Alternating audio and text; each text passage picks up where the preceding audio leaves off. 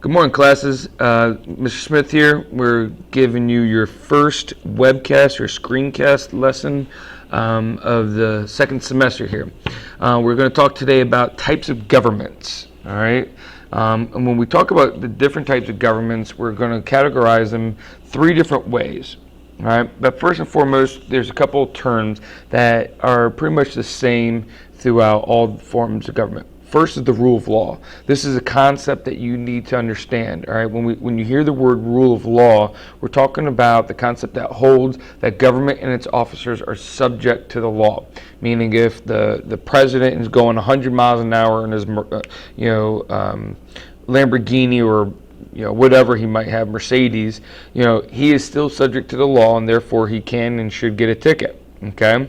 The other term that we need to understand and remember is division of power. All right, and this is the basic principle of federalism. All right, basically, government powers are divided based on geographical basis, meaning how is the state, the territory, broken up. Okay. Now, when we classify the different types of government, we look at it in three different ways. We talk about those who participate, all right, who is able to participate. When we talk about that, we have a democracy and we have a dictatorship. Now, each one of those two types, democracy and dictatorship, there are multiple types of each of those. Okay. Two, we look at distribution of power geographically, and there you have the unitary, federal, and confederate. And then the third way we look at the different types of government is the relationship between those who make the laws and those who execute the laws. Okay. First and foremost, a republic. This is a very general term. Many of these different types of governments are republics. A republic is simply a country that has no monarch. If they don't have a king or queen, the head of the country is usually elected. That is a form of a republic. All right, and you see a picture of Turkey. All right. Now, democracy. In a democracy, again, understand we talked about this the other day, that supreme authority will always rest with the people. And how does it rest with the people? Through voting. We can vote people in and out of office. All right. Democracy is determined either directly or through elected officials. Okay. Now, there's two types of democracy. You have representative democracy, where people are elected to make decisions for the general good of the whole community, or you have direct democracy, those people where everyone in the village, town, state, country, whatever, has a say in the government. Today, there are zero direct democracies left in terms of major cities or states, and definitely no countries. All right, there are some towns that still have direct democracy. The best way to remember direct democracy is think of the Pilgrims. All right, everyone in the town got to vote. All right, everyone who was a citizen voted on the laws and made decisions on what was done. Okay. Direct democracy is also called a pure democracy. And again, it exists where the will of the people is translated into law directly by the people themselves, normally at mass meetings. Representative democracy, again, is just a small group of people who are chosen by the people through voting to act as their representatives and express the popular will. So sometimes the decisions and laws that are decided upon you may not personally like, but the majority of the town, the state, the country supports those decisions. All right, dictatorship. All right, a dictatorship is a country ruled by a single leader. All right, the leader has not been elected or may not and may use force to keep control. Kind of sounds like me, huh? In a military dictatorship, the army is normally the one in control. Another form of dictatorship is totalitarian. All right, this is a country with only one political party. Best way to think about this is think about Russia, communist Russia, before 1991, or think about Nazi Germany during World War II, all right, or fascist Italy during World War II. People are forced to do what the government tells them, and may also be prevented from leaving the country, such as in Russia. Autocracy. All right, this is a type of government by a single person having unlimited power. The term despotism is a domination through threat of punishment and violence.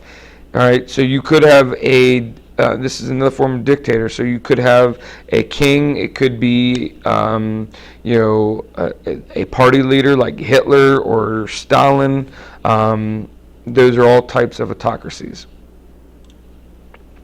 Oligarchy. This is a government in which few people have the power. Here, a great example would be the Greeks or the Romans. All right, they had a Senate who had the power. So you had a few people that were part of the Senate, and they made the decisions for the whole Roman Empire. Okay, so that would be an oligarchy.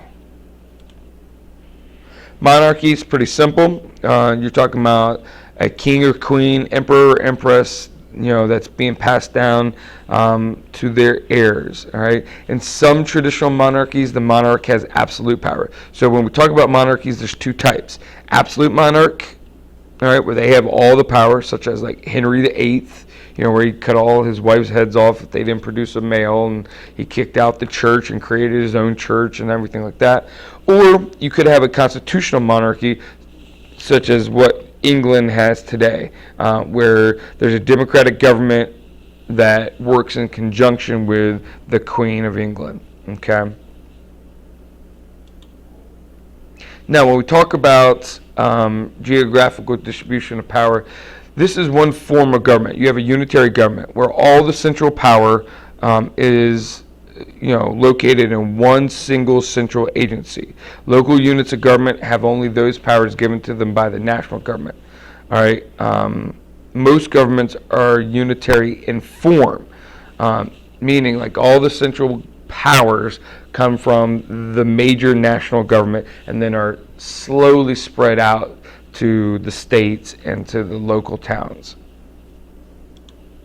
Federal government, this is what we have in America. This is where powers are naturally divided between the central governments and local governments. So in America, we have national government, a state government, and a local government.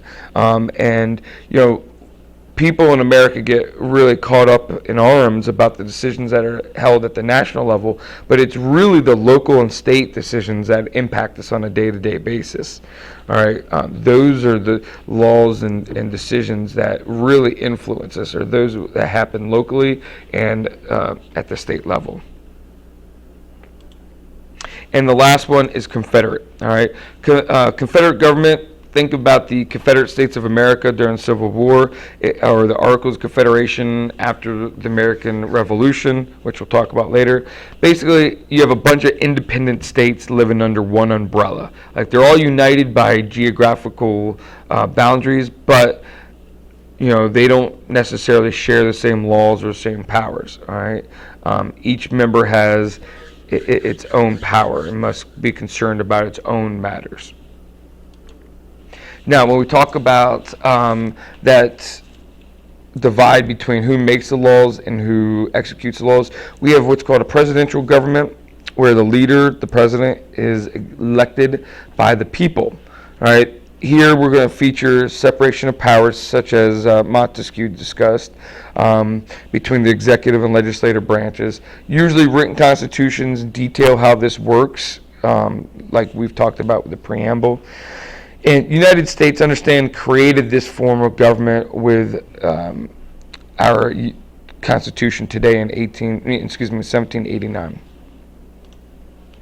And then the last form of government is the parliamentary government. All right, this is what Great Britain has and some other European countries have. Basically, the executive is made up of a prime minister and his cabinet, and they are also members of the legislative branch. So what happens is the president or the prime minister of England, for example, is not necessarily chosen by the people. All right, the people choose the party, and then the party chooses the executive. Okay, they stay in power as long as they have the support of Parliament. If they lose support, they receive a vote of no confidence and then must resign. Okay, and that is it, ladies and gentlemen. Have a nice day.